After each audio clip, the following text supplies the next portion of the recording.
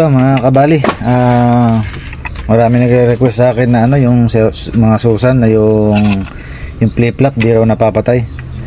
Bali nire-request nila gawan ko raw ng paraan na na mapatay yung yung flip-flop, pwedeng patayin pala. Bali sa ganitong sa Susan 835, bali mag-a-add na lang tayo ng switch dito.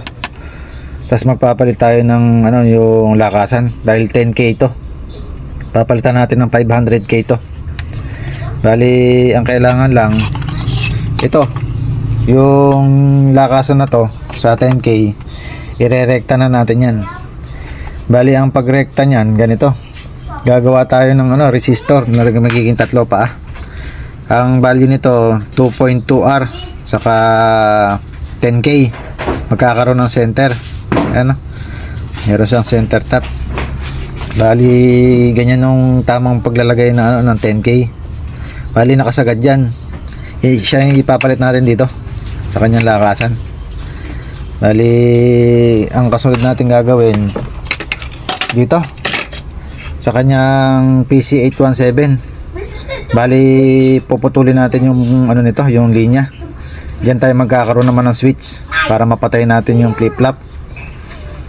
Then saka yung naman yung sa pinaka frequency natin dito sa 220, huhugutin natin to. Iangat natin yung isang paa dito sa may gawin na to.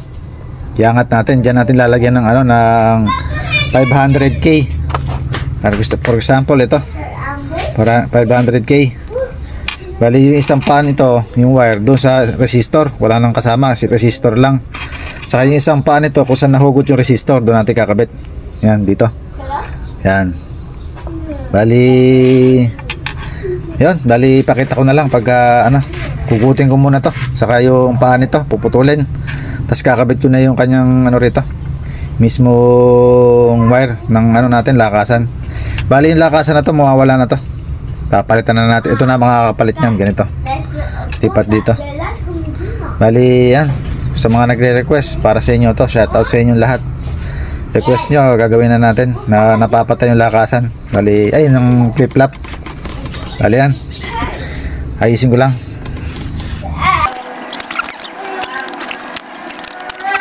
Bali ito, naikabit na natin. Bali papakita ko lang kung paano forma ng resistor natin para meron na kayong pagbabasihan. Kaya magulo dyan. Bali wala ko ng pansundot. Bali ito, kung mapapansin nyo yung resistor natin, ito ang 10k natin nandito sa dulo, sa gawing kanan. Tapos yung center tap nasa gitna. Ayan. Tapos yung 2.2R, ayan, nasa dulo. Ayan, magiging parang triangle siya. Dito siya nakalagay. Ayan, dito sa gawin na to yung 2.2 nasa kaliwa. Tapos nasa kanan naman yung 10k. Ayan, meron na kayong clue. Bali ito yung pinaka switch natin sa flip-flop. Pinapatay lang natin dito yung yung PC817, yung paa patungo rito sa transistor natin na maliit. Yan. Bali ito yung ilalim niya, papakita ko na. Bali nag-cut lang tayo doon sa board. Ayan, magkabila yan. Yung red nasa paanan ng transistor, yung black nasa paanan ng PC817. Yan. Bali yung next, ito sinasabi ko sa inyo, yung isang lakasan natin ng paa, yung 500k ito. Yung isang paa nito nandun na sa resistor. Yan. Yung isang paa naman ng lakasan nandun sa may pinagtanggalan ng resistor ng paa. Yan, dyan na nakabit. Yan, bali testing na natin. Bali na testing ko na to para sa mga nagre-request to. Ito na yung request nyo. Bali yan, tanda rin natin. Bali on ko na. Yan na, maandar siya. 500 lang muna. Try natin yung hinaan. Ay mahina pala yun, lakas natin. Yan. Yan, malakas siya. Hina. Bali yung high and low, maandar pa to. Yan, yan ang low. Lagyan natin sa high. Yan, maandar pa yun. Tapos yung flip-flop, patay na. Buhayin natin. Yan. Oh, di ba? Sa mga nagre-request, ito na. Malalaman nyo na kung paano gawin. Yan, ganda. Napapatay. Patayin natin. Diretso lang, oh. Ayan. Marami nang nag-ano nito, nagpatay na ng ano ng kanyang flip-flop pero hindi pa nagawan ng ano, nagawan ng lakasan. Bali doon tayo maglalagay ng lakasan, ayan. The best way na to. Ayan.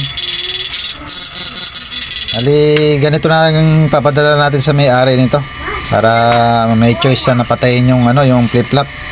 Mas malakas kasi yung voltahe lalabas kung patay yung flip-flop. Bali may straight siya. Bale, ito papakita ko na yung kinakain sa baterya pagka sa flip-flop. Sagad ko na dito sa lakasan, saka dito sa high natin. Bale, ito yung kinakain niya. Yan, 500 watts lang pagka nasa flip-flop. Patayin nga natin yung flip-flop. Tingnan natin gaano kataas yung frequency. Ay, yung ano, yung amperahe, saka watts. Bale, nakapatay na. On ko na.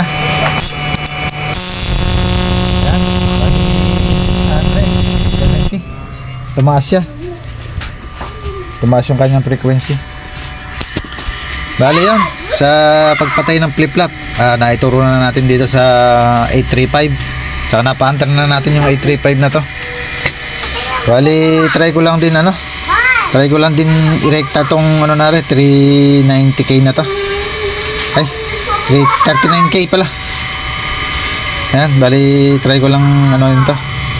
Irekta, tingnan natin kung lalakas. Bali mga kabali, direkta natin. Pero ang nangyayari ano, yung ayaw tumuloy. Ayan, madar siya. Nag 800 watts naman siya.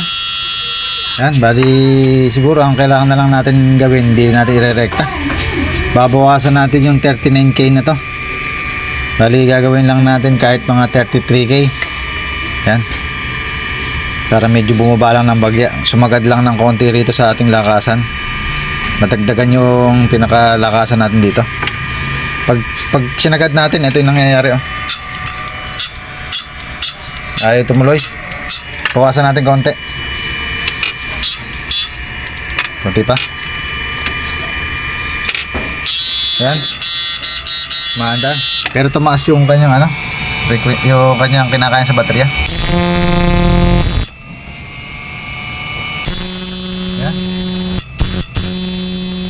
Mataas siya. Kailangan bawasan lang, wag natin masyadong i-rekta lang. Bali palitan ko lang siya, hanap ako ng pwedeng ilagay na mas mababa ng konti sa 39k. Bali ito, ginawa natin 33k. Yan, mababa na sa 39k. Bali ito tinanggal natin. Ayan, pakita ko lang na 39k talaga.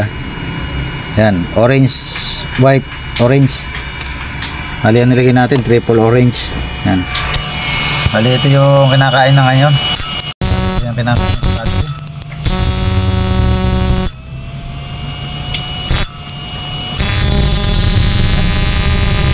100. Tumaas siya. Mas maganda yung 33k lang talaga. Masakto sa kanya. Yan, matter siya sa 1k. Lagay natin ng flip-flop. Yan. O, diba? Kaya lang, di na lang natin mapapabagal yung flip-flop. Hindi na natin kailangan gawin yun. Ang kailangan lang talaga natin gawin, ito yung ganito, yung napapatay yung flip-flop. Bale yan. Di ko napapakita kung paano ko assemble ito dito sa kanyang pagbubutas. Bali sa problema ng Susan 835 MP na to, bali okay na.